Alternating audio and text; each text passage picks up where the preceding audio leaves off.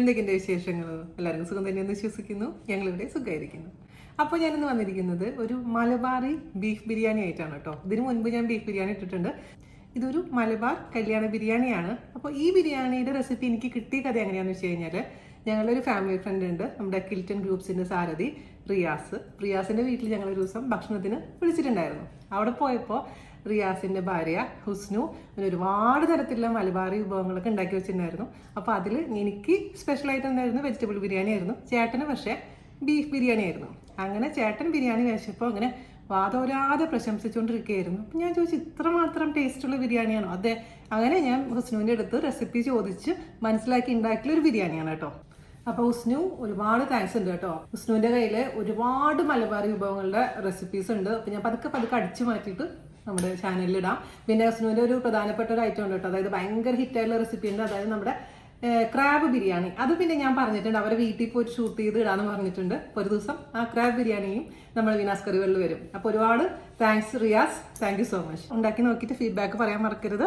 അപ്പോൾ ഒട്ടും താമസിയാതെ നമുക്ക് എങ്ങനെയാണ് രുചികരമായ ബീഫ് ബിരിയാണി തയ്യാറാക്കാം എന്ന് നോക്കിയിട്ട് വരാം.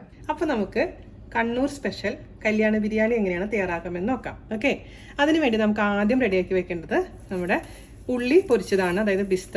ഇത് ഞാനിപ്പോൾ 2 വലിയ സവാള ഇതേപോലെ തന്നെ ഗോൾഡ് കളറായിട്ട് പൊരിച്ചു വെച്ചിട്ടുണ്ട്. എങ്ങനെയാണ് സവാള പൊരിക്കുക എന്നുള്ള വീഡിയോ ഓൾറെഡി ഞാൻ പോസ്റ്റ് ചെയ്തിട്ടുണ്ട്, നമ്മുടെ ഷോർട്ട് വീഡിയോ ആയിട്ട്. അപ്പോൾ അതിൻ്റെ ലിങ്ക് ഞാൻ താഴെ തരാം. പിന്നെ അത് പറഞ്ഞ് സമയം കളയണ്ട. അപ്പോൾ 2 സവാള നമുക്ക് പൊരിച്ചു വെക്കാം. അതുപോലെ തന്നെ കുറച്ച് അണ്ടിപ്പരിപ്പ്, മുന്തിരി, ഉണക്കമുന്തിരി വറുത്ത് വെച്ചിട്ടുണ്ട്, അത് നമുക്ക് മാറ്റി വെക്കാം. ഇനി നമുക്ക് ബീഫിന് വേണ്ടിയിട്ടുള്ള മസാല റെഡിയാക്കാം. അതിന് വേണ്ടിയിട്ട് ഒരു കടായി അടുപ്പത്ത് വെക്കുക.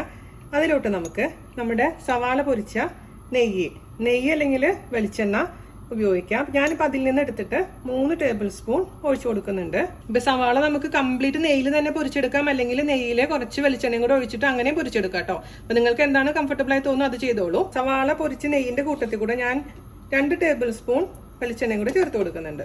അതൊന്ന് ചൂടാവട്ടെ കേട്ടോ. അതിലോട്ട് നമുക്ക് ഒരു 4 ഗ്രാമ്പു, ഒരു ബേ ലീഫ്, അതുപോലെ തന്നെ ഒരു പട്ട ഇട്ട് കൊടുക്കാം. അതൊന്ന് വഴറ്റിയെടുക്കാം. ഇനി നമുക്ക് ഇതിലേക്ക് ചേർത്ത് കൊടുക്കേണ്ടത് പച്ചമസാലയാണ്. പച്ചമസാല എന്ന് പറഞ്ഞു കഴിഞ്ഞാൽ പച്ചമുളകും ഇഞ്ചിയും വെളുത്തുള്ളിയും നന്നായി അരച്ച് ചേർത്തിട്ടുള്ളതാണിത്. അപ്പോൾ പച്ചമുളക് ഞാൻ 16 എണ്ണം എടുത്തിട്ടുണ്ട്. ഞാനിപ്പോൾ അതിന്റെ സൈസ് കാണിച്ചു തരാം. പിന്നെ എരിവനുസരിച്ച് മാറ്റം വരുത്തണം കേട്ടോ. അതുപോലെ തന്നെ ഒരു മീഡിയം സൈസ് ഇഞ്ചി, 10 അല്ലി വെളുത്തുള്ളി. അപ്പൊ ഈ ഒരു സൈസാണ് ഇഞ്ചി എടുത്തിട്ടുണ്ടായിരുന്നത്. അതുപോലെ തന്നെ ഇതേ ഒരു സൈസ് പച്ചമുളക്. പിന്നെ പച്ചമുളക് ഓരോ പച്ചമുളക് അനുസരിച്ചും എരിവിൽ വ്യത്യാസം വരും. അപ്പൊ 16 പച്ചമുളക് ഞാൻ എടുത്തുനിന്ന് മാത്രം. വലിയ പച്ചമുളകൊന്നും അല്ല, ഒരുപാട് എരിവൊന്നും ഇല്ല ഇതിന്, അതുകൊണ്ട് മാത്രം. അപ്പൊ നിങ്ങളുടെ പച്ചമുളകിന് എരിവ് ഉണ്ടെന്നുണ്ടെങ്കിൽ 12 എണ്ണം എടുത്താൽ മതിയാവും കേട്ടോ. അതുപോലെ തന്നെ വെളുത്തുള്ളിയുടെ സൈസ് ഇതാണ്, ഒരു 10 എണ്ണം എടുത്തിട്ടുണ്ടായിരുന്നു. ഇങ്ങനെ അരച്ചു വെച്ചിരിക്കുന്ന മസാലക്കൂട്ടിൽ നിന്ന് നമുക്ക് 2 ടേബിൾ സ്പൂൺ ഇതിലോട്ട് അങ്ങ് ഇട്ട് കൊടുക്കാം. ഒന്ന് വഴണ്ടി വന്നതിന് ശേഷം നമുക്ക് അതിലോട്ട് സവാള ചേർത്ത് കൊടുക്കാം. ഒരു 3 മീഡിയം സവാള വളരെ നൈസാക്കി നീളത്തിൽ അരിഞ്ഞിട്ടുള്ളതാണ്, അത് ഇട്ട് കൊടുക്കാം. അതും കൂടെ ചേർത്തതിന് ശേഷം നമുക്ക് ഇതിലോട്ട് ഉപ്പ് ചേർത്ത് കൊടുക്കാം. ഞാനിപ്പോൾ 1 കിലോ ബീഫിന്റെ അളവാണ് പറയുന്നത് കേട്ടോ. അപ്പോൾ ഞാൻ 1 ടീസ്പൂൺ ഉപ്പ് ചേർത്ത് കൊടുത്തിട്ടുണ്ട്. ഇതും കൂടെ ചേർത്ത് നന്നായിട്ട് ഒന്ന് വഴറ്റിയെടുക്കാം. അപ്പോൾ നമ്മുടെ സവാളയൊക്കെ നന്നായി വാടിയിട്ടുണ്ട്. ഒരുപാട് ബ്രൗൺ കളർ ആവേണ്ട ആവശ്യമില്ല കേട്ടോ. നോർമലി ഞാൻ പറയുന്ന പോലെ അത്ര ആവേണ്ട ആവശ്യമില്ല, കാരണം ഇതിലേക്ക് നമ്മൾ പൊരിച്ച സവാള ചേർത്ത് കൊടുക്കുന്നുണ്ട്. നമുക്ക് തീ കുറയ്ക്കണം. നല്ല ലോ ഫ്ലെയിമിൽ ഇട്ടതിന് ശേഷം നമുക്ക് ഇതിലോട്ട് ചേർത്ത് കൊടുക്കേണ്ടത് 1 ടീസ്പൂൺ മല്ലിപ്പൊടി. നോർമലി ഞാൻ ബിരിയാണിയിൽ മല്ലിപ്പൊടി ഇടാറില്ല, ആദ്യമായിട്ടാണ് മല്ലിപ്പൊടി ഇടുന്നത്. അപ്പോൾ 1 ടീസ്പൂൺ ഇട്ട് കൊടുക്കാം. നന്നായിട്ടൊന്ന് വഴറ്റി കൊടുക്കുക. അതിന് പച്ചമണം മാറുന്ന വരെ ഒന്ന് വഴറ്റാം. ഇനി ഞാൻ ഇതിലേക്ക് ചേർത്ത് കൊടുക്കാൻ പോകുന്നത് 1 ടീസ്പൂൺ കുരുമുളക് പൊടി. കുരുമുളക് പൊടി ആദ്യമേ തന്നെ ഒരുപാട് ഇടണ്ട. നമുക്ക് പിന്നെ ഇതിന്റെ സ്പൈസ് ലെവലൊക്കെ നോക്കിയിട്ട് വേണമെന്നുണ്ടെങ്കിൽ മാത്രം എക്സ്ട്രാ പിന്നെ ചേർത്ത് കൊടുത്താൽ മതിയാവും. പിന്നെ ഇതിന്റെ കൂട്ടത്തിൽ കൂടെ ചേർത്ത് കൊടുക്കുന്നത് ഗരം മസാല അല്ലെങ്കിൽ ബിരിയാണി മസാല. ഞാനിപ്പോൾ ഇവിടെ നമ്മുടെ വീട്ടിൽ തയ്യാറാക്കിയിരിക്കുന്ന ബിരിയാണി മസാലയാണ് ചേർത്ത് കൊടുക്കുന്നത്, 1.5 ടീസ്പൂൺ. അതിന്റെ ലിങ്ക് ഞാൻ താഴെ തരാം, ബിരിയാണി മസാലയുടെ നോക്കിയാൽ മതി കേട്ടോ. ഇതൊന്ന് 2 മിനിറ്റോളം ചെറിയ തീയിലൊന്ന് വാട്ടി കൊടുക്കാം. നിങ്ങളുടെ അടുത്ത് ഇപ്പോൾ ബിരിയാണി മസാല പൊടിക്കാനുള്ള സാധനങ്ങളൊന്നും ഇല്ലാന്നുണ്ടെങ്കിൽ സാധാരണ ഗരം മസാല ചേർത്താലും മതിയാകും. ഇനി ഞാൻ ഇതിലോട്ട് ചേർത്ത് കൊടുക്കുന്നത് തക്കാളിയാണ്. 2 തക്കാളി, മീഡിയം തക്കാളി കേട്ടോ, നീളത്തിലരിഞ്ഞത്. അതും കൂടെ ചേർത്ത് നന്നായി മിക്സ് ചെയ്തിട്ട് അടച്ചു വെച്ചിട്ട് നന്നായി കുക്ക് ചെയ്തെടുക്കണം. അതായത് ഈ തക്കാളിയൊക്കെ ഇങ്ങനെ ഉടഞ്ഞു ചേരണം. അപ്പോൾ നമുക്കിത് അടച്ചു വെക്കാം. ഇടയ്ക്കൊന്ന് തുറന്ന് ഇളക്കി കൊടുക്കണം കേട്ടോ. ലോ ഫ്ലെയിമിൽ നിന്ന് മീഡിയം ഫ്ലെയിമിലോട്ട് തീ കൂട്ടി കൊടുക്കാം. അപ്പോൾ നമ്മുടെ തക്കാളിയൊക്കെ നന്നായിട്ട് കുക്കായിട്ടുണ്ട്, എണ്ണ തെളിഞ്ഞ് വന്നിട്ടുണ്ട് കേട്ടോ. അപ്പോൾ അതുപോലെ നമ്മൾ കുക്ക് ചെയ്യണം തക്കാളി. ഇനി നമുക്ക് തീ കുറയ്ക്കാം. അതിനുശേഷം അതിലോട്ട് നമുക്ക് മല്ലിയുടെ ഇല വളരെ നൈസാക്കി അരിഞ്ഞത് അങ്ങ് ചേർത്ത് കൊടുക്കാം. മല്ലിയുടെ ഇലയുടെ അത്രയ്ക്ക് നമ്മൾ ഒരിക്കലും പുതിനയുടെ ഇല ചേർക്കാൻ പാടില്ല. മല്ലിയുടെ ഇല എത്രയാണോ അതിൻ്റെ പകുതി മാത്രം പുതിനയുടെ ഇല ചേർത്ത് കൊടുക്കുക കേട്ടോ. നന്നായിട്ട് അങ്ങ് മിക്സ് ചെയ്ത് കൊടുക്കാം. പിന്നെ നമ്മൾ റെഡിയാക്കി വെച്ചിരിക്കുന്ന ഇതിൽ സവാള പൊരിച്ചതിൽ അതിൽ നിന്ന് കുറച്ച് ഉപ്പ് ഇട്ട് കൊടുക്കാം. മിക്സ് ചെയ്യാം. ഈ സമയത്ത് ഇതിൻ്റെ രുചിയൊന്ന് നോക്കണം. എരിവൊക്കെ പെർഫെക്റ്റ് ആണ്.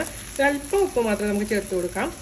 ബീഫും കൂടെ ചേർക്കുമ്പോൾ ഉപ്പ് കറക്റ്റ് ആക്കണ്ടേ, അതിന് വേണ്ടിയിട്ട്. അപ്പോൾ ബീഫ് കഴിക്കാത്തവർക്കാണെങ്കിൽ ഈ സമയത്ത് മസാല ടേസ്റ്റ് ചെയ്തിട്ട് കറക്റ്റ് ചെയ്തതിന് ശേഷം നമുക്ക് ബീഫ് ചേർത്ത് കൊടുത്താൽ മതിയാവും. അപ്പോൾ ഞാനിവിടെ 1 കിലോ ബീഫ് നന്നായി വാഷ് ചെയ്ത് മീഡിയം പീസസ് ആയിട്ടാണ് മുറിച്ചിരിക്കുന്നത് കേട്ടോ. നിങ്ങൾക്ക് ഇതിന്റെ വലിപ്പം കൂട്ടുകയോ കുറയ്ക്കുകയോ ചെയ്യാം. അത് ഡിപ്പെൻസ്. എല്ലോട് കൂടിയിട്ടുള്ള കഷ്ണങ്ങളാണ്, നെഞ്ചിന്റെ ഭാഗമുള്ള കഷ്ണമാണ് എടുത്തിരിക്കുന്നത്. നമുക്കിത് ഒരു കുക്കറിലോട്ട് ഇട്ട് കൊടുക്കാം. അപ്പോൾ സ്ലോ കുക്കിംഗ് ആണ് താല്പര്യമെന്നുണ്ടെങ്കിൽ പാത്രത്തിൽ തന്നെ അടച്ചു വെച്ചിട്ട് കുക്ക് ചെയ്താലും മതിയാവും കേട്ടോ. ഇതിലോട്ട് നമ്മൾ റെഡിയാക്കി വെച്ചിരിക്കുന്ന മസാലക്കൂട്ട് ചേർത്ത് കൊടുക്കാം. ഞാൻ ഇതിൽ തൈര് ചേർത്തിട്ടില്ല. നോർമലി ഞാൻ ബിരിയാണി തയ്യാറാക്കുമ്പോൾ മസാലക്കൂട്ടിൽ കൂടെ തൈര് ചേർക്കാറുണ്ട്. ഇതിൽ നമ്മൾ ചേർത്തിട്ടില്ല കേട്ടോ. അതേപോലെ തന്നെ ഏലക്കായും ചേർത്തിട്ടില്ല. നന്നായി ഒന്ന് മിക്സ് ചെയ്ത് കൊടുക്കാം. കൈ വെച്ചിട്ട് മിക്സ് ചെയ്തോ, അല്ലെങ്കിൽ വെച്ചാൽ സ്പൂൺ കൊണ്ട് മിക്സ് ചെയ്യാം. കൈ വെച്ച് മിക്സ് ചെയ്യുമ്പോൾ സൂക്ഷിക്കണം, എല്ലൊക്കെ ഉണ്ട്, കൈമിലൊന്ന് തട്ടാതെ സൂക്ഷിക്കണം കേട്ടോ. സമയം ഉണ്ടെന്നുണ്ടെങ്കിൽ ഒരു 10 മിനിറ്റ് ഇതിൽ ഇരുന്നോട്ടെ, മാരിനേറ്റ് ചെയ്യുന്ന പോലെ. അതല്ലെന്നുണ്ടെങ്കിൽ അടച്ചു വെച്ചിട്ട് തന്നെ കുക്ക് ചെയ്യാം. അപ്പോൾ ഇതിൽ സാധാരണ രീതിയിൽ വെള്ളം ഒഴിക്കേണ്ട ആവശ്യമില്ല. ഈ ബീഫിൽ നിന്ന് തന്നെ വെള്ളം വന്നോളൂ കുക്കാവുന്ന സമയത്ത്. എന്നാലും റിസ്ക് എടുക്കേണ്ട. നമുക്കൊരു 1/4 ഗ്ലാസ് വെള്ളം ഇതിന്റെ കൂടെ അങ്ങ് ഒഴിച്ചു കൊടുക്കാം. വെള്ളം കൂടെ ഒഴിച്ചു കൊടുക്കാന്ന് കേട്ടോ.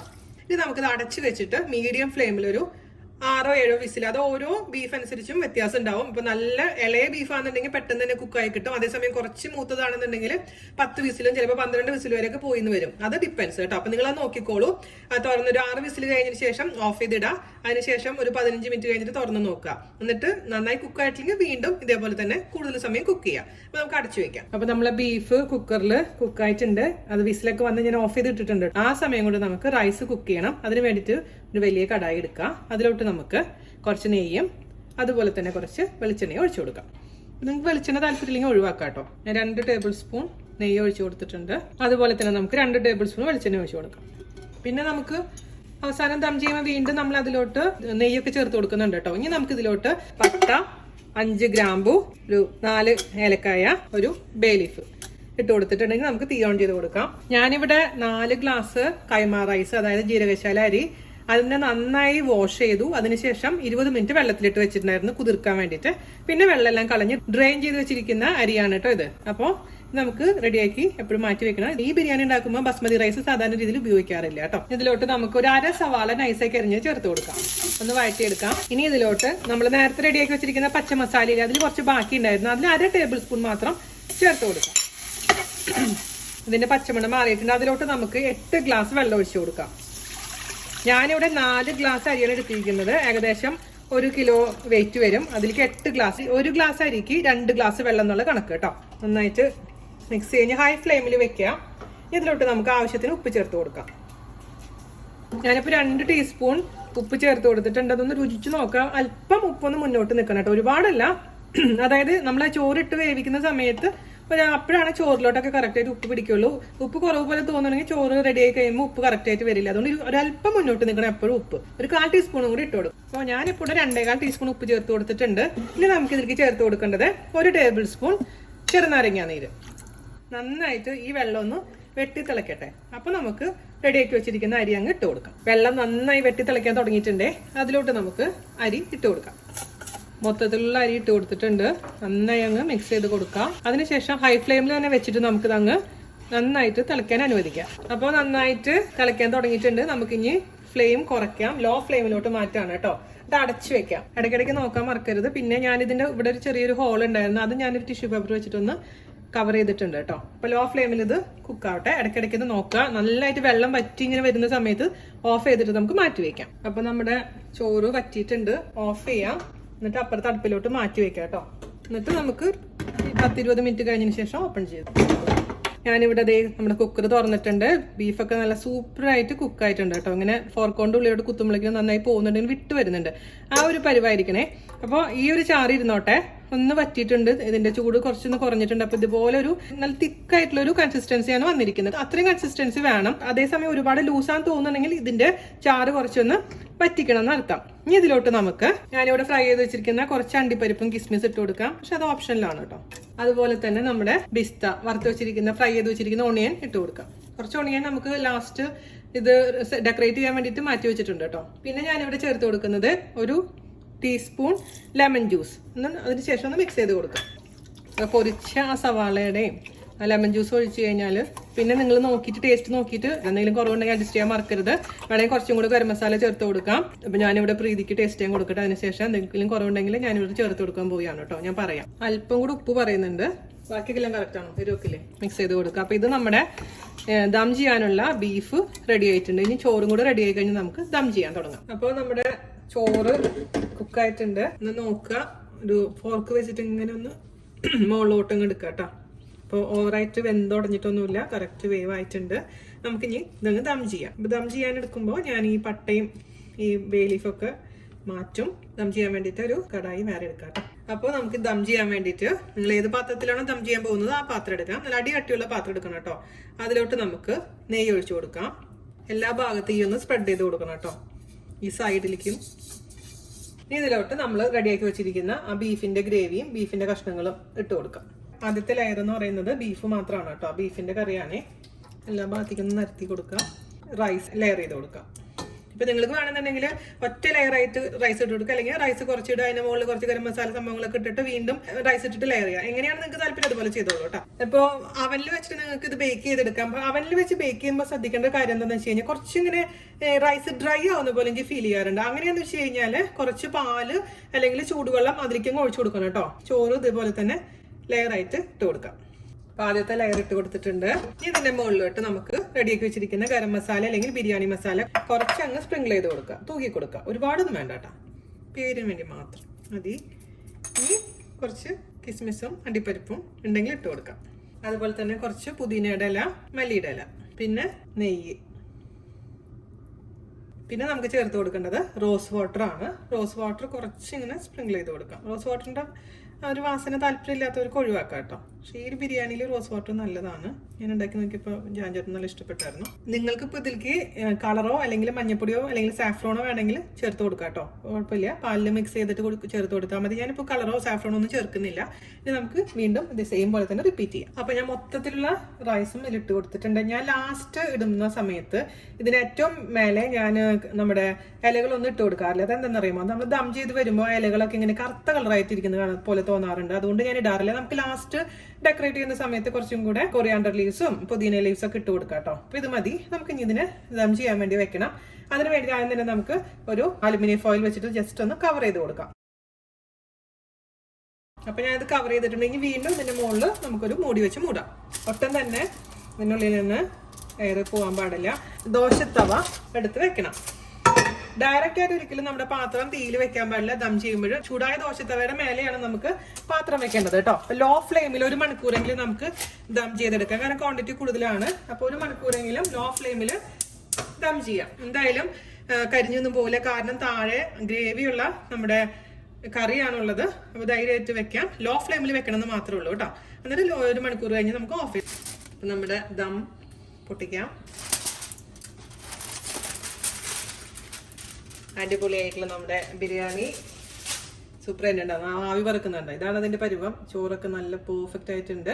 ഇനി നമുക്ക് ഇതിന് മുകളിൽ എന്താണ് വേണ്ടെന്ന് വെച്ച് കഴിഞ്ഞാൽ ഇട്ട് അലങ്കരിക്കാം. അതായത് നമുക്ക് കുറച്ചും കൂടെ ലീവ്സ് ഇടാം. അതുപോലെ തന്നെ നമ്മുടെ ബിസ്തയും ഒക്കെ ഇട്ടിട്ട് സൂപ്പറാക്കാം. അപ്പോൾ ഈ ബിരിയാണി നമ്മൾ സെർവ് ചെയ്യുമ്പോൾ വേണമെന്നുണ്ടെങ്കിൽ മേലേന്ന് കുറച്ച് ചോറ് മിക്സ് ചെയ്യാണ്ട് തന്നെ മാറ്റി വെക്കാം. അതിനുശേഷം താഴത്തെ ഗ്രേവിയും കൂടെ ഒരുമിച്ച് അങ്ങ് എടുത്തിട്ട് സെർവ് ചെയ്യാം കേട്ടോ. പലരും പല രീതിയിലാണ് സെർവ് ചെയ്യുന്നത് കാണുന്നത്. ചിലരെന്ന് വെച്ചാൽ മൊത്തത്തിൽ വൈറ്റ് റൈസ് മുകളിലത്തെ മാത്രം തനിയെ മാറ്റി വെക്കും, പിന്നെ ഗ്രേവി തനിയെ വെക്കും. അത് നമ്മൾ സെർവ് ചെയ്യുമ്പോൾ ആ വൈറ്റ് റൈസ് കുറച്ചൊന്ന് ഇട്ട് കൊടുക്കാൻ വേണ്ടിയിട്ട് മാത്രമാണ് കേട്ടോ, ഭംഗിക്ക് വേണ്ടി മാത്രം. കുറച്ച് മാത്രം മതി. ഈ പാത്രത്തിലോട്ടാണ് സെർവ് ചെയ്യാൻ പോകുന്നത് കേട്ടോ. മിക്സ് ചെയ്യണമൊന്നുമില്ല. താഴേന്ന് ചോറ് ഇങ്ങനെ എടുത്തിട്ട് ഈ പാത്രത്തിലോട്ട് ഇട്ട് കൊടുക്കുകയാണ്.